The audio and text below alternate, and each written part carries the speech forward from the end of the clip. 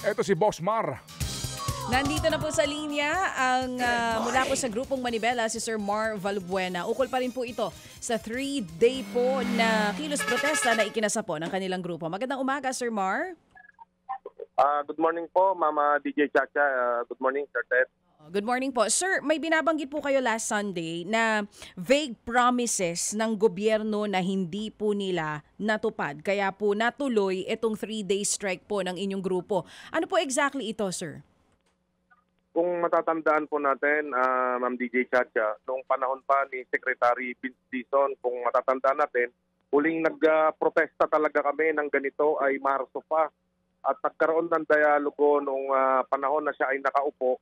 Ang naging usapan natin ay sana payagan kaming makarehistro at yun naman ang ipinangako nila. Kaya naglabas sila ng department order basta roadworthy yung ating mga sasakyan. Pero ang nangyari po, pinaayos namin yung mga sasakyan namin, dumaan kami sa emission private motor vehicle inspection na centers dito sa iba't ibang panig po ng Pilipinas.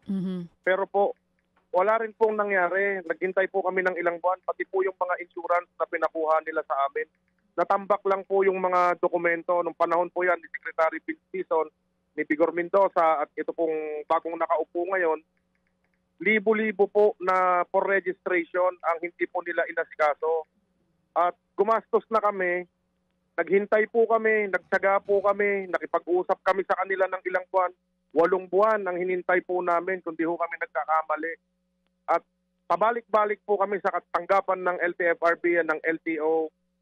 Nakikipag-usap din po kami sa DOTR, sasabihin, dialogue, pag-set ng schedule. Hanggang po sa imbis na bigyan kami ng rehistro, inuhuli na po kami dahil wala po daw kaming registration kahit na may dialogo pong nangyayari. Wala daw po kaming mga provisional authority at mga prangkisa. Imbis po na iproseso ito, hinuli kami at pinagmumulta pa ng hindi po bababa sa 12,000 piso. At dahil alam nila yung mga ruta ng Manibela, sakali po na wala kaming rehistro, ang gagawin po nila, haharangin kami ng LTO o kung sino man po yung nakakaalam nito, kung wala ho kaming ibibigay na payola, huli ho kami.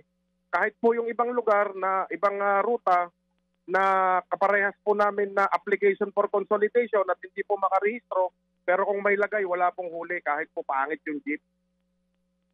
So, ang ibig sabihin, yun na ipangako po sa inyo ngayon, noon ni dating DOTR Secretary Vince Dizon, hanggang ngayon, hindi pa rin po nangyayari. Yung po mga nakaupo ngayon, ano po ang tugon sa inyo?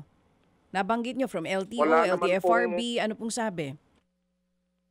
Ito pong bago sa LTO, wala siyang alam. Yun naman pong nasa LTFRB ngayon, dinidribble-dribble lang po kami.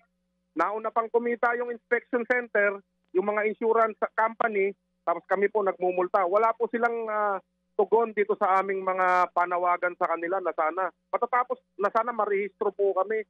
Matatapos na po itong taon. Nagsimula po kami June pa. Ano daw pong dinadahilan nila? Bakit? Ang tagal po namin naghantay. Ang sinasabi lamang po sa amin, kailangan daw may mga ganito pa na memorandum circular, kailangan po may mga dokumentong lumabas. May nilabas na po silang department order at NC noong Mayo pa. Hindi ko ho alam kung pinaasa lang ba talaga kami, pinagastos lang kami. Alam niyo, ayaw na namin magsalita ng masama sa kanila pero talaga pong mga inutil po talaga itong mga to. Siguro sinadya po nila yan na magkagastos-gastos kami, baka may gusto silang kumita tapos kikita ulit sa pamamagitan po ng panghuhuli sa amin. Naalala ko ito, Chacha at Mar. Naalala ko nung sabi nga dito ng aming mga kasamahan, halos linggo-linggo nakakapanayam namin tong si Vince Dizon Opo, at malinaw yung kanyang instruction at na kanyang sinasabi nga dati, no? Oo, na ang lahat ng roadworthy, lahat ng mga na-disenfranchise, bibigyan na pagkakataon para makabiyahe. Basta importante nga lang sumunod sa mga patakaran on roadworthiness, etc. At hindi ipipilit muna yung pong usapin nga ng consolidation. Yun ang klaro dun Sige, so ngayon eto. ang sinasabi ng taga-DOTR na naman na bukas sila para mapakinggan na naman kayo. Pati nga, I think, pati ang, hindi ko lang tama ba pagkakabasa ko ng isang araw, may sinasabi din ng palasyo na bukas naman sila dito na naman sa panibagong pag-uusap. Alam niyo po, Sir Ted, sawang-sawa na po kami sa pagmumukha nila sa mga dialogue na sinasabi nila. Sa totoo lang, ayaw namin silang makita. Ang gusto po namin, makapaghanap buhay at makapagserbisyo. Pero ito po nakaraan, nagmatigas po itong DOTR, LTFRB at LTO. May order na po ang ating Pangulo para mas mabilis po itong matugunan. Pero ang nangyari po, sa loob ng 3 araw, baka po nakabakasyon sila at nagpapasarap lang. Baka nagsuswimming pa, Sir Ted. Anyway, sige. Dahil long weekend nga naman po. Well, anyway, sige. So, ganito, baka naman namin makapanayam itong si Acting Secretary Banoy Lopez, ipaparating namin ang inyong mensahe. Ano ba specific ang gusto niyo maipaabot dito kay Secretary Banoy? Sana po yung ipinangako pa at may department order naman po na inilabas. Bakit po tumatagal dito sa attached agency nila na LTO at LTFRB? Nagtuturuan po sila, hindi na po namin alam ang gagawin, pabalik-balik po kami.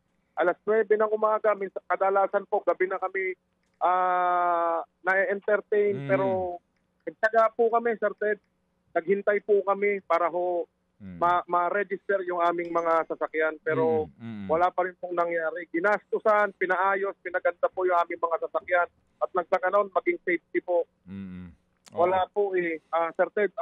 Humihingi po kami ng pangunawa sa taong bayan. 8 buwan kaming nagtiis. Halos 1 taon kasi itong taon na to, wala pa kaming rehistro na nakukuha o inilabas po ng LTFRB at LTO. Okay, ganito Mara, ito lang naman maaring ituring mo na payo lang kasi alam mo, gobyerno itong wala nang ibang magbibigay ng permit sa inyo o ng franchise sa inyo o authority kung hindi ang gobyerno.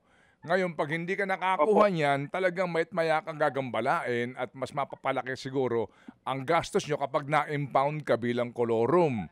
So, ang sa akin lang Actually dito... po, napakarami po ang na-impound sa amin, Sir Ted. Kaya po kami nauwi sa ganito. Yun nga. So, ganito sa akin. Kasi kung hindi at kung sasarhan mo na talaga ang pinto mo sa estado, lalo tayo may problema. Baka naman kasi... Wala ba kayong party list dyan? Sorry Wala bang pwedeng mamagitan sa inyo na pagkakatiwalaan nyo para muli mabuksan tong ating dialogo? At kung wala kang tiwala kay Vigor, okay lang naman yon. So i-bypass mo si Vigor Mendoza. Pumunta tayo dito na sa mas mataas sa kanya. Sir Ted, sasagutin ko po kayo. Meron pong party list dyan. Pero asawa din siya nung mga nasa DOTR na ASEC na nagpapahuli din po sa amin. Imbis po na makatulong, darling, baby, o kung ano man ang tawagan nila, yung mga nire-represent mo, kalbo ang gulong, may problema yung sasakyan, walang uniforme, walang ilaw, baka pwede nating tulungan. Hindi po, kasama sila sa nagpapahirap sa amin. Ni isang gulong na surplus, wala pong itinulong yang party list po na yan. Hindi po nagpapakita kung may nagpo-protesta, hindi po nagpaparamdam o hindi man lang gumagawa ng solusyon, Sir Ted, kung anong problema nitong mga pobreng driver at operator po at lalong-lalo na po yung mga mananakay na maaapektuhan. Ayoko lang tanungin kung sino ba yung party list na yan. Ang pagkakaalala ko po, Damper, party list at ang kinatawan po nito si Congresswoman Dindy Bautista Lim. At yung asawa niya po na ASEC na nando doon po sa DOTR na head po ng SAIC, yung mga nanghuhuli po kuno ng kolorum, si ASEC Tracker Lim. Pag-asawa po, di ko alam kung conflict of interest po ba yan. Yung isa, representante dapat ng pampublikong transportasyon. Yung isa naman ng uhuli.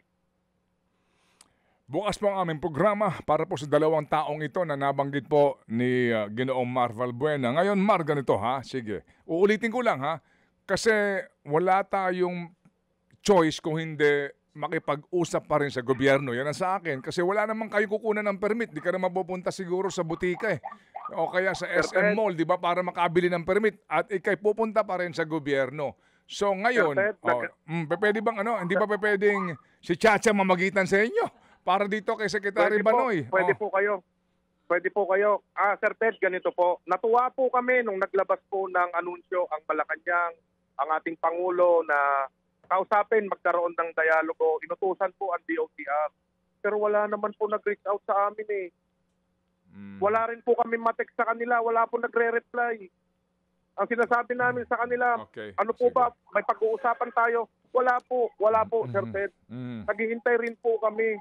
Baka isipin nila, atat na atat kami makipag-usap sa kanila kung may utos na ang Pangulo. Sila po yung walang respeto sa Pangulo at hindi nila iniintindi yung order ng ating Pangulo na magkaroon po ng dialogo. Na hindi na po sana humantong ngayong araw na kami po ay nagtigil pasada, Sir Ted. Sige. Okay, sige. So kami tatawag kay Secretary Banoy para ipaabot ito at maaari naman siguro na kami lang ang makiusap sa kanya na bigyan kayo ng panahon para kayo magkausap at magkaalaman tayo. I hope you don't mind. Nandito lang po kami sa Nagtahan, Sir Ted. Anytime, saan nila kami pwedeng papuntahin. Nandito lang po kami sa gate ng Malacanang.